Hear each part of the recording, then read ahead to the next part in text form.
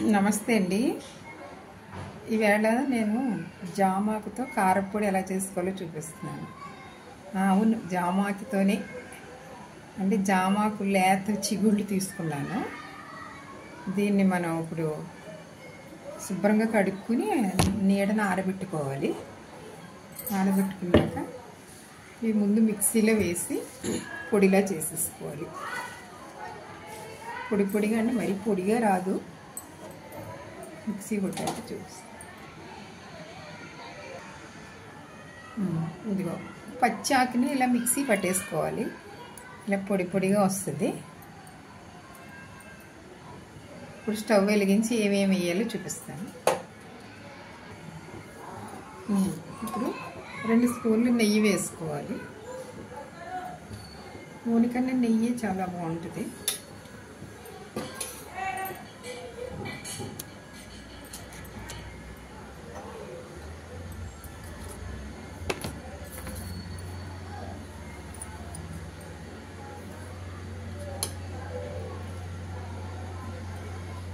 ఈ పొడి ఏంటంటే మినప్పప్పు, శనగపప్పు నేను పొడి చేసేసి బాగా నూనెలో వేయించి పొడి చేసేసుకుంటాను.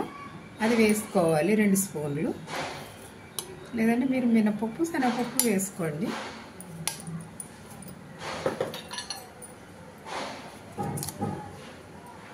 కొంచెం జీలకర్ర, ఇది కూడా నేను వేయించేసి పొడి చేసుకుంటాను.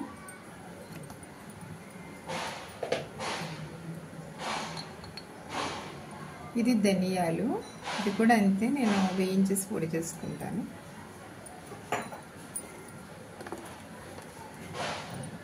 ఎండుమిరపకాయలు, ఇవి కూడా నేను నూనెలో వేయించేసి పొడి చేసుకుని స్టోర్ చేసుకుంటాను.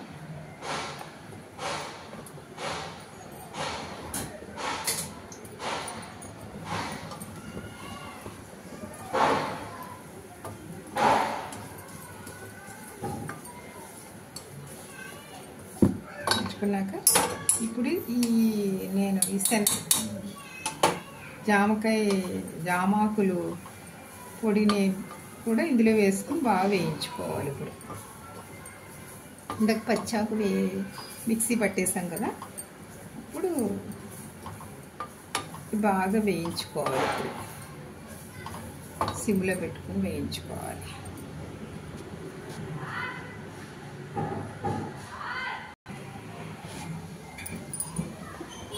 ఇది మొత్తం వేగిపోయింది. పొడి ఇలా వస్తుంది. ఇందులో ఇప్పుడు చింతపండు, వెల్లుల్లిపాయలు,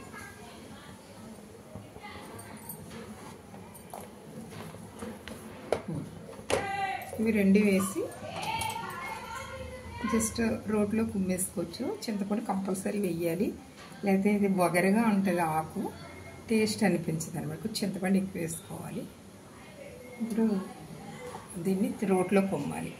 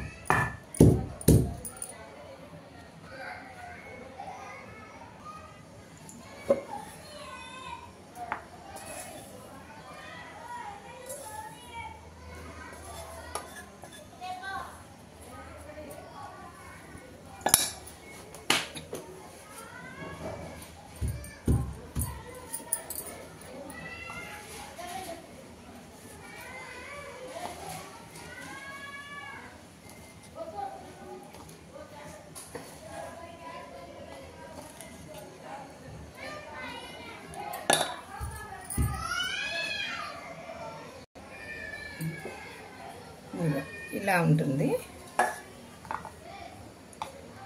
అయిపోయింది.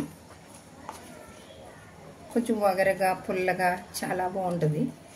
కొంచెం ఇందులో నెయ్యి కానీ నూనె కానీ వేసుకుని తింటే చాలా ఆరోగ్యానికి చాలా మంచిది జామాకు. షుగర్ పేషెంట్లు తింటే తొందరగా షుగర్ కూడా కంట్రోల్లోకి వస్తుంది.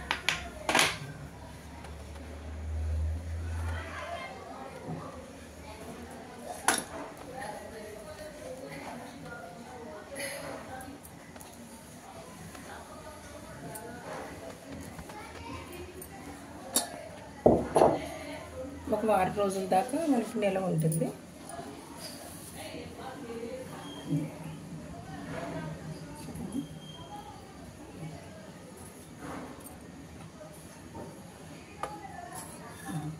వెల్లుల్లిపాయలు కూడా ఎక్కువ వేసుకోవాలి, చింతపండు కూడా ఎక్కువ వేసుకోవాలి.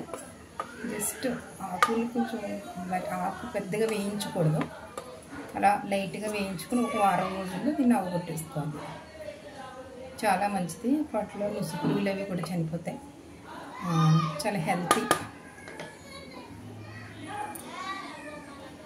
వీడియో చూసిన వాళ్ళందరికీ మంగళం, నిత్య శుభ మంగళం.